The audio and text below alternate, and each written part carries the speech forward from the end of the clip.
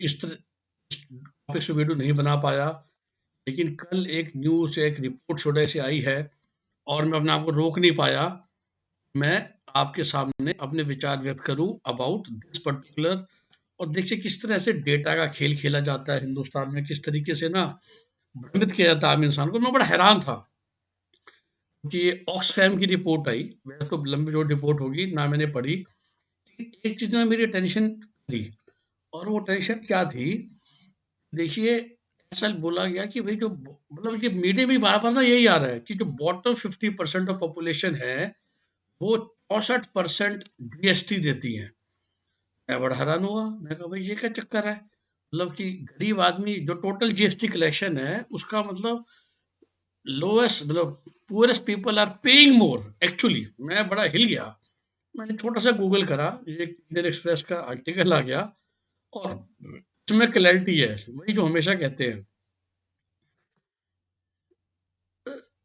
2/3 of the total GST is coming from bottom 50% of the population, 1/3 from the middle 40%, and only 4% GST is coming from top 10% of the country। ये तो मतलब बिल्कुल ही मानने वाली बात है ही नहीं। ये ठीक है, तो रिपोर्ट क्या थी, 50% bottom 50% of the income group spends a higher percentage their income on indirect tax, जो कि जीएसटी है, because direct tax is income tax, then the middle 40 and top 10। और ये देखते हैं ये है कितना।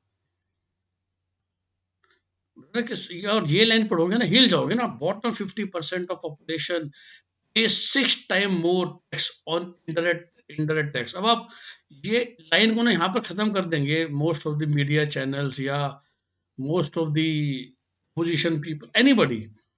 सच्चाई क्या है, वो कह रहे हैं जो बॉटम 50% है they spend 7% of their income on taxes.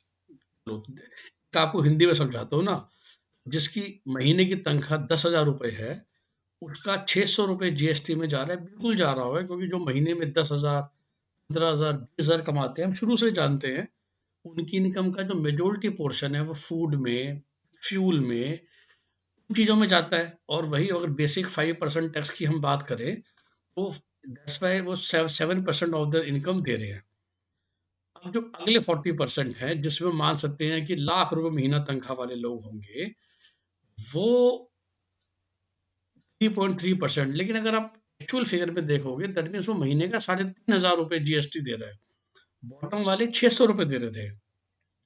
और जो टॉप 10% वेल्थ ग्रुप की बात करते हैं, जिसमें हम ये मान के चल सकते हैं आराम से कि monthly salary, monthly income 50 lakh होगी, वो अगर 0.4% भी देते हैं तो ये बन जाता है रफली 50 लाख का 0.4% 20,000 रुपए।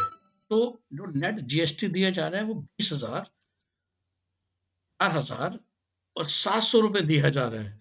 लेकिन पहले पैराग्राफ को देख के आपको कैसा लगेगा, सारा जीएसटी गरीबी दे रहे हैं, मतलब इज इट पॉसिबल कि। और ये तो यार टोटल जीएसटी 50% बॉटम से आ रहा है, ये तो मतलब मानने वाली बात ही नहीं है। क्योंकि जीएसटी कहाँ से आता है, मोस्ट ऑफ द जीएसटी आता है कार की सेल से, टू व्हीलर की सेल से। हाँ डेफिनेटली जो हायर, और बड़े ना समझदारी से इन्होंने इसको इनडायरेक्ट टैक्स में लिखा है बार बार, क्योंकि direct tax which is income tax तो बॉटम 50% देते नहीं है।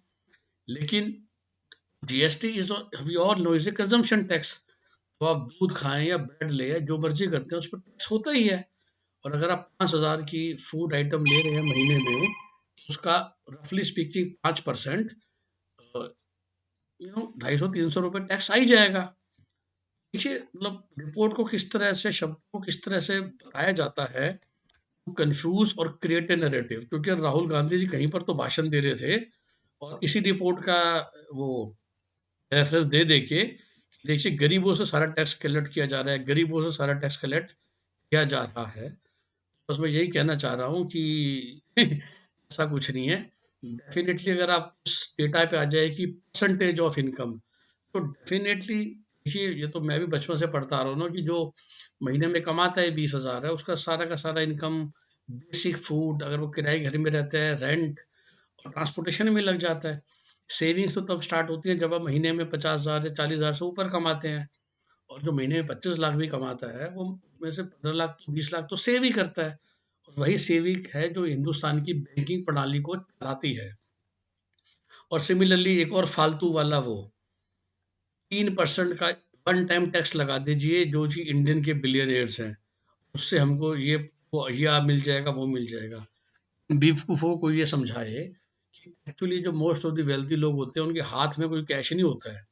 तो चाहे आप अदानी अंबानी का एग्जांपल ले लीजिए, उनकी सारी वेल्थ इस पे डिपेंड करती है कि उनके कंपनीज का स्टॉक प्राइस क्या चल रहा है, क्योंकि अपनी अपनी कंपनी में दे आर होल्डिंग 40%, 50%, 60% शेयर्स, और जो शेयर की करंट मार्केट प्राइस है उसके हिसाब से वो एक वैल्यूएशन आ जाती है और एक वेल्थ आ जाती है।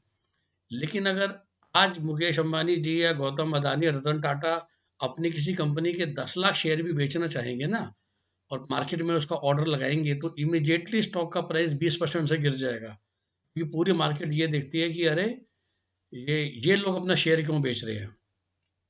वो लोग अपना शेयर, जो हम कहते हैं ना कि भाई मुकेश अंबानी की वेल्थ $100 बिलियन है, डजंट मीन कि उनकी प्ले में 8 लाख करोड़ रुपया पड़ा है, या बैंक में 8 लाख करोड़ रुपया पड़ा है, या एफडी पड़ी 8 लाख करोड़ की, बल्कि उस 8 लाख करोड़ में से अगर वो 50,000 करोड़ भी खर्च करना चाहेंगे या निकालना चाहेंगे, जो उनके बाकी के 8 लाख करोड़ है ना, वो गिर के 4 लाख करोड़ रह जाएंगे। ये कैलकुलेशन होती है कि immediately the stocks will fall down.